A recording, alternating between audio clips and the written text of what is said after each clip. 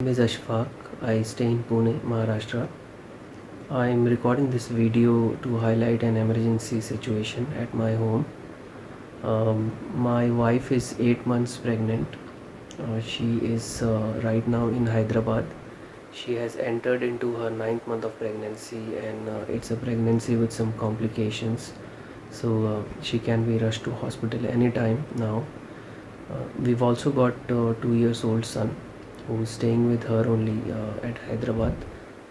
So their parents are taking care of the entire family, and they are facing some difficulties as well, looking at the situation we are into right now. So initially I planned my travel to be there at this time with them to take care of my entire family. But due to this lockdown, unfortunately, I had to postpone my plan because I don't want to break any rules. So I thought that I will travel after 14th of April, but unfortunately the lockdown got extended even more.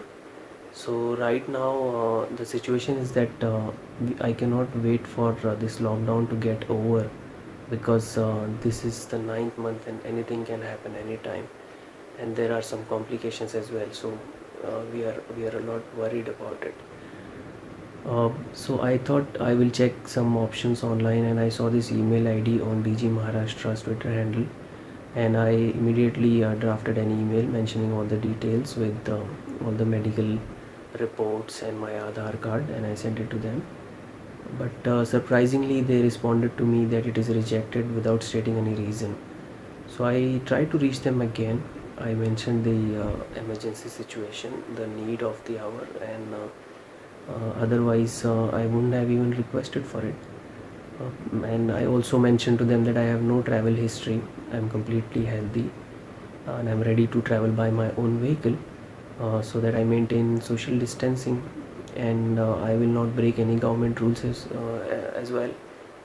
But then again, I got the same reply, the same drafted reply. You can say it is rejected, but there was no reason in it.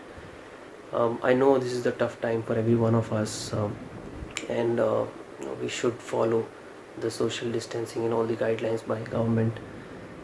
So I am ready to do that as a responsible citizen of this nation. But looking at the criticality of the situation at my family right now, I need to be there. So that's the reason I even tried tweeting Pune Police ID and even tagging CM of Maharashtra in that, but unfortunately there is not even a single response from any one of them.